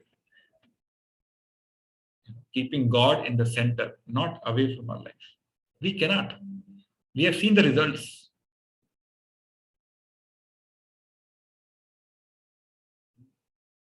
Why 1 lakh years has become now 60, 70 years? Just see the decline. This is not advancement. If your age falls from 1 lakh years to 70 years, how can we dare to call this as advancement? Yes or no? This is not advancement. Advancement is advancing towards our natural state of life.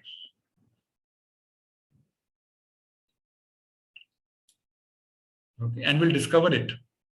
Today only we have started. We'll discover this, how to identify this natural state and how to live it and reverse the trend which we are facing today. Does it answer your question, Mr. Madan? Sorry, you need to unmute yourself. Yeah. It answers my question partly, but what I'm worried is if you say that from 1 lakh year it has come down to 100 years and Kali Yuga is just about 5,000 years past and another 4 lakh odd years yet to come in ahead. How to reverse this trend if Kali Yuga is going to create more and more materialistic things? Yes, on personal level, we can reverse the trend immediately. Okay, and then try as much as to propagate this understanding and change their life. As I mentioned, not everybody is in position to understand. Who can understand spiritual knowledge unless one is situated in the mode of goodness, Sattva Guna?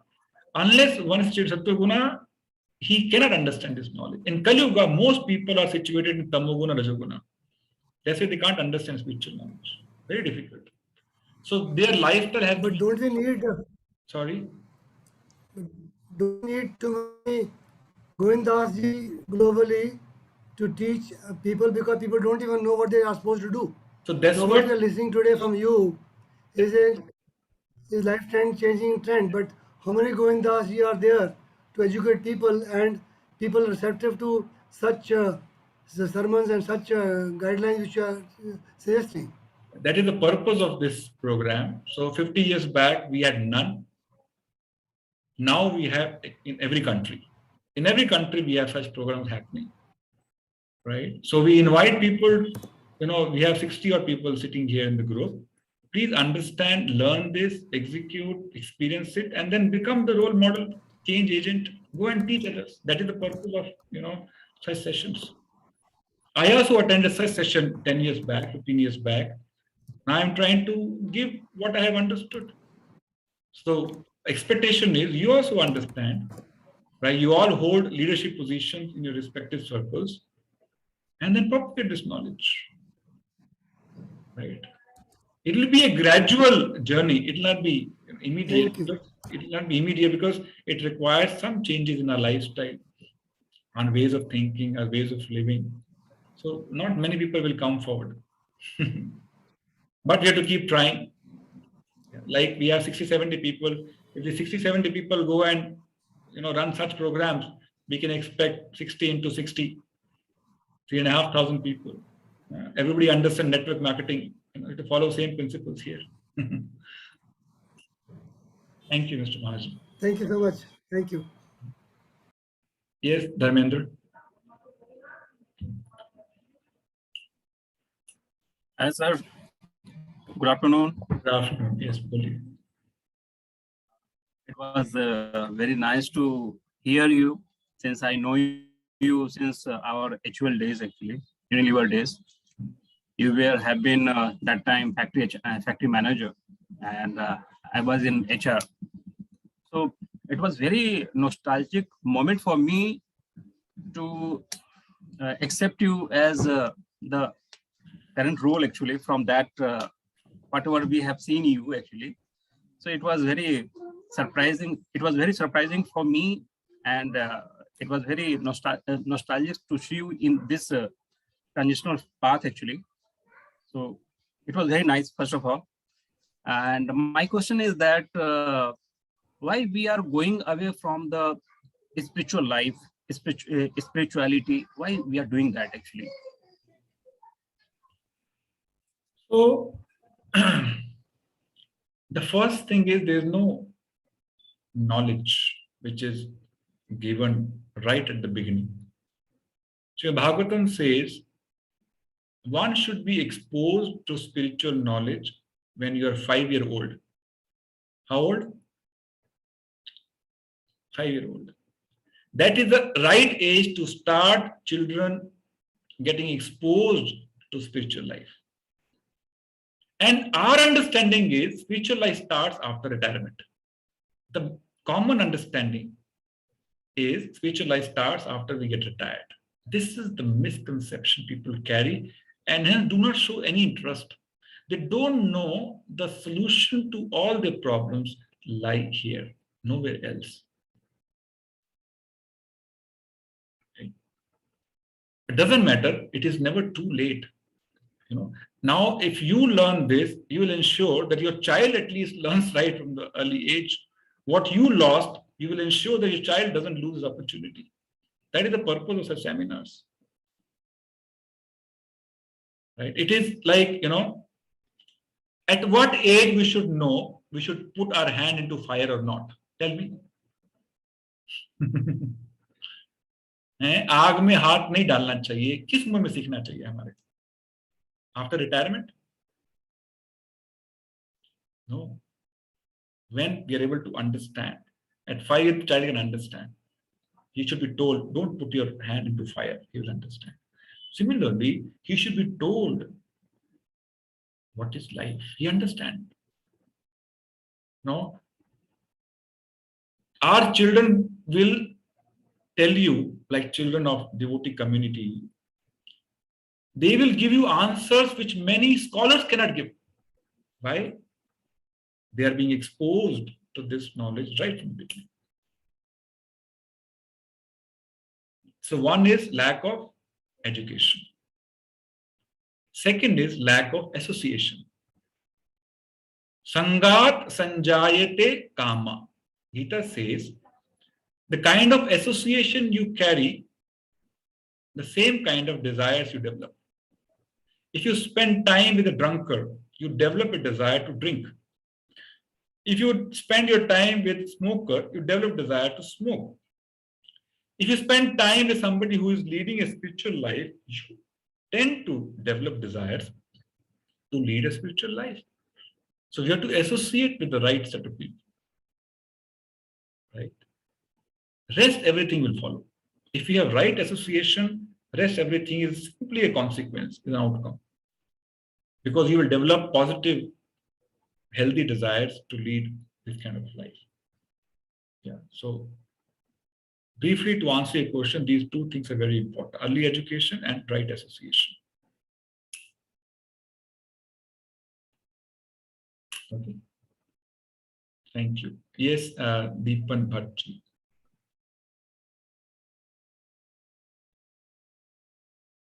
Unmute करिए अपने आप को. Yes, sir. Can you hear me? Yes, I can hear you.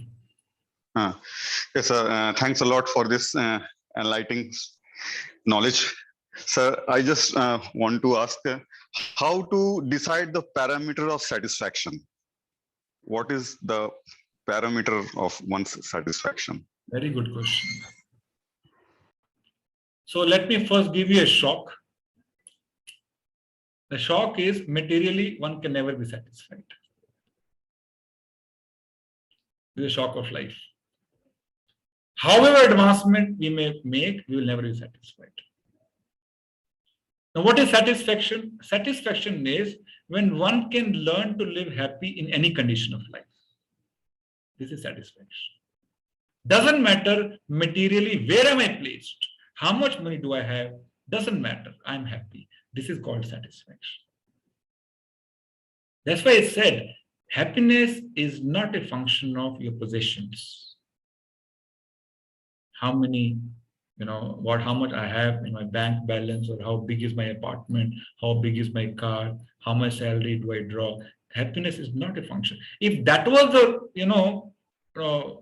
success factor or, yardstick for success, then rich people would have been more happier. Is that the case? They are more anxious. They are going through more anxiety. So there is no relation between possessions and satisfaction, possessions and happiness. Happiness is a function of internal fulfillment, not external fulfillment. It lies deep inside, not outside. So we'll search that for the next few sessions. Okay. So this is satisfaction. And materially, no one is satisfied. And no one will be satisfied. So the satisfaction word should be removed from the dictionary. It never happened materially. Okay, does it answer your question? Yes, Mr. Deepan, are you satisfied? I just want to satisfaction और जो content मतलब contentment होती है, ये both are synonyms or simplistically you can assume both are same. One is content with what he had, one is satisfied with what he has. Heard. One is okay, happy. Okay. Thank you. Okay. Okay, anyone else? Look, I can see only electronic hands. If you can raise your hands electronically, then it's nice.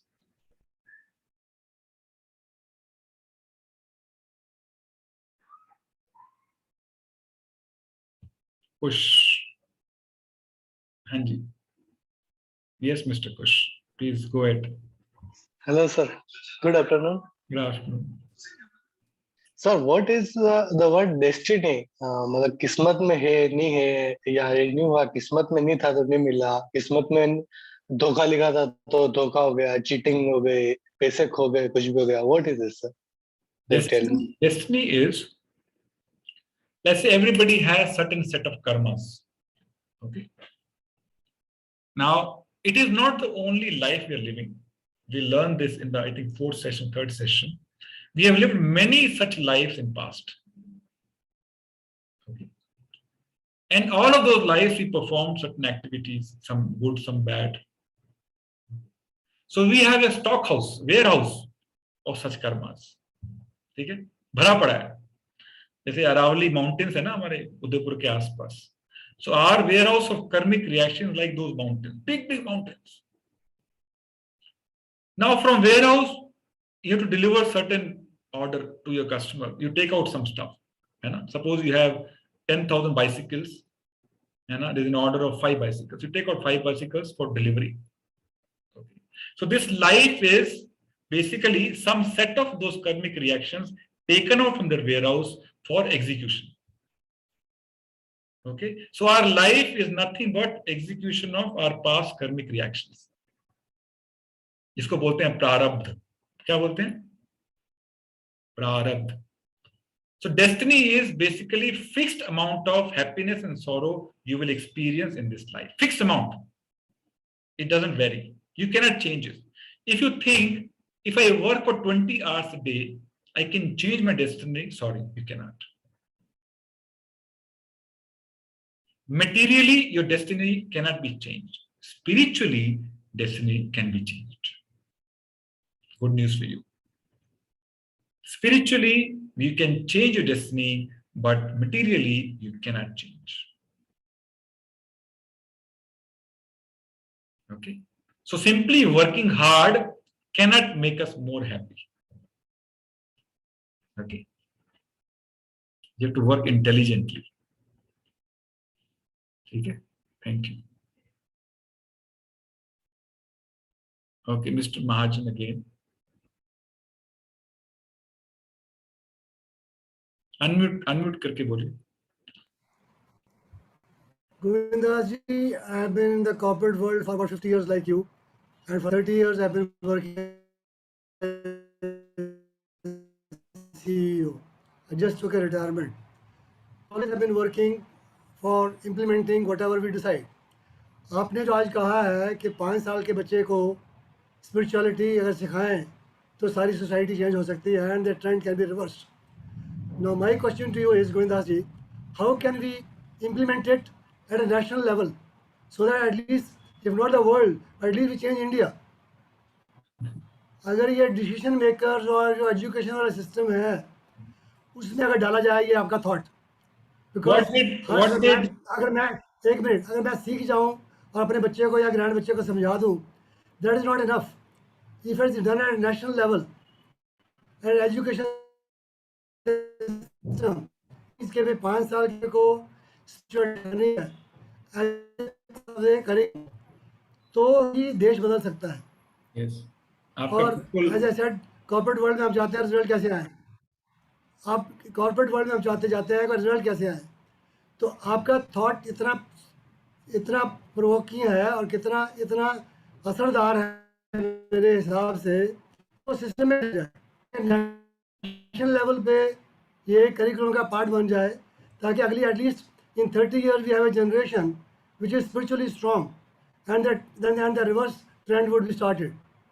Yes, your point is absolutely valid, Mr. Mahajan. Thank you. Very nice input. In fact, very nice input you have given. In fact, we are trying at different levels to bring this alive in our community, at local level, at national level, and at global level, right? So there are teams working along with the government to bring it alive as a part of our curriculum, right? You can understand, it's not going to happen. It's not going to happen so easily, because, like, there are many people who support. There are many people who do not support such ideas, such initiatives. It will happen gradually. What is important is, Gandhiji said, you be the change. What did he say? You be the change you want to bring, correct? So first we have to implement at our personal level. That is important. We can change the system. That is second step. First step is change myself, because that is within my control. I don't have to take approvals from government authorities. I don't have to take approval from many other people if I want to bring change in my life. That is completely within our hand. So first make a change in my personal capacity, what I can do, and become a role model. As I mentioned, many of you are leaders in your respective circles, correct? If you follow this process, many people will get influence along with you. So let's first be, that change, start with me, then go up. When we implement this change with our personal life, we get convinced it works, then we'll also become change agents. Then maybe one day you will be taking such sessions with hundreds of people in front of you. Isn't it? Job is done. Yeah. No, thank you. I know. Your objective is to create more Govind Das ji, so that they can spread the message. Yes. Thank you very much. Thank you. Yes, Mr. Bansal. Dr. Bansal. Unmute करके बोलिए. Unmute करके बोलिए. Unmute कीजिए.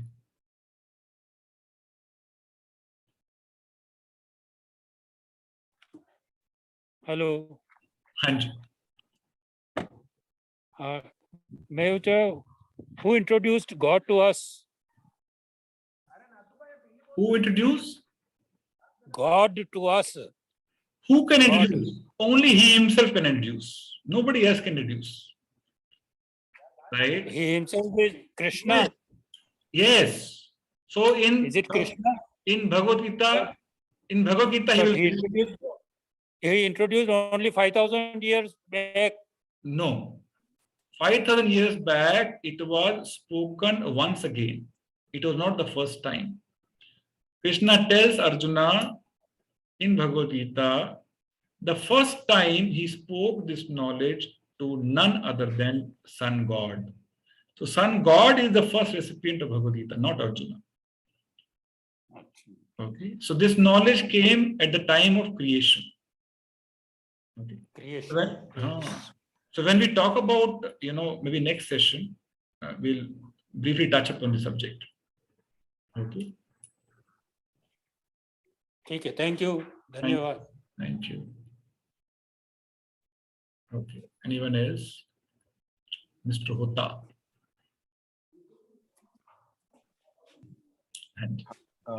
Yeah, it's really destiny. I believe yesterday we spoke and today I'm attending. So before yesterday, I was not aware of this program. You should say thank you to Mr. Joss. Yes. He became. He became. And I have invited my son also. He is also part of this program. He is attending. Very nice. Okay, so that is because he's just beginning his professional career, and I want him to be, understand the value of the life, so that he will be in the right path. So it's very, very, interesting. The first session. I hope all the sessions will be very, very interesting, and there will be some, learnings to our value system. Yes, certainly. Thank you very much. Yes, Pallavi ji. प्रणाम प्रभु जी, मुझे ये पूछना था, आपने कहा कि सब कुछ प्लान होता है ईश्वर के द्वारा, तो फिर कर्मा क्या होता है? कर्मा का रिजल्ट कौन देता है? किसके हाथ में है? Who decides what is the result to be given to our actions? Who is the final sanctioning authority? It is God.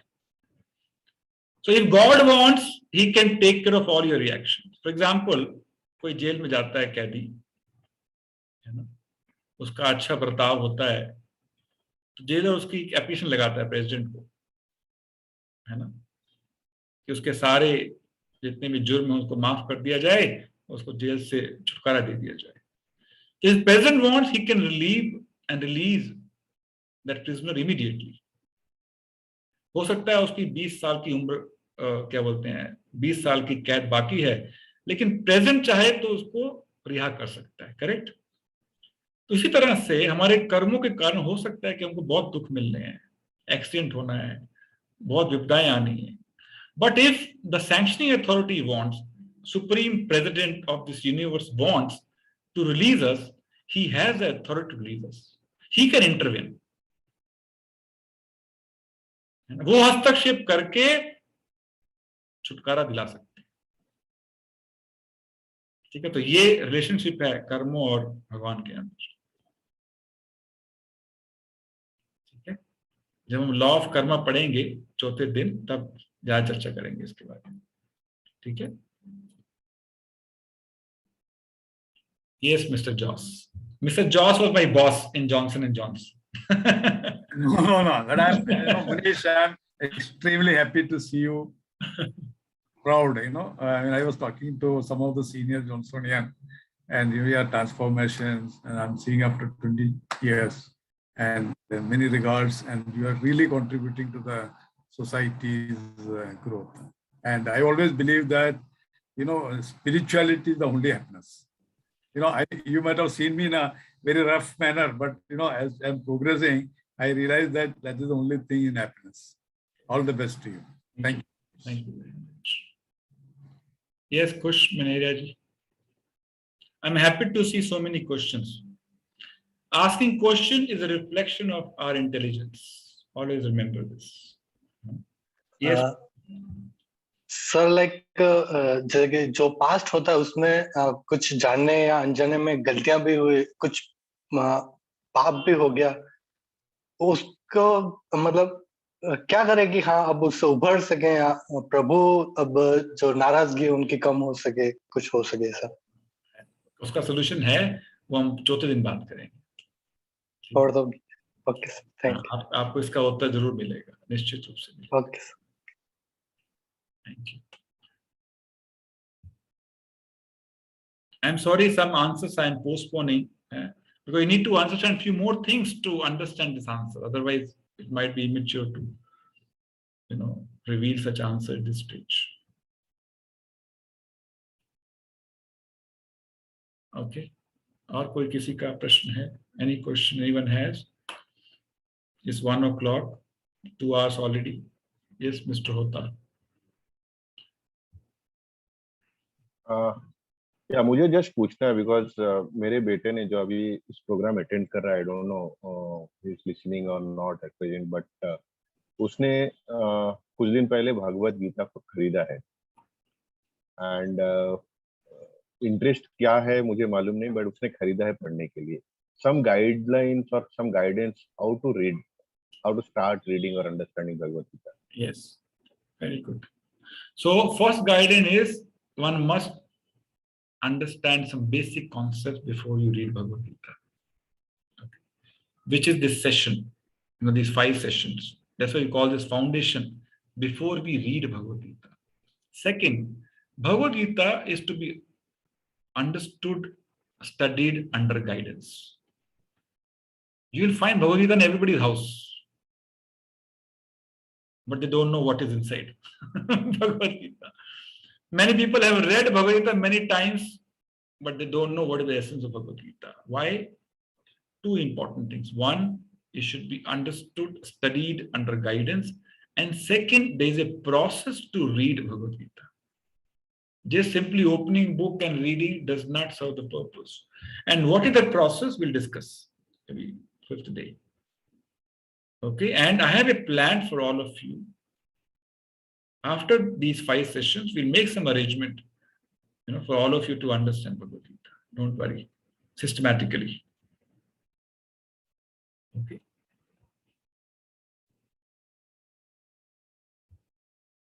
Okay, anyone else?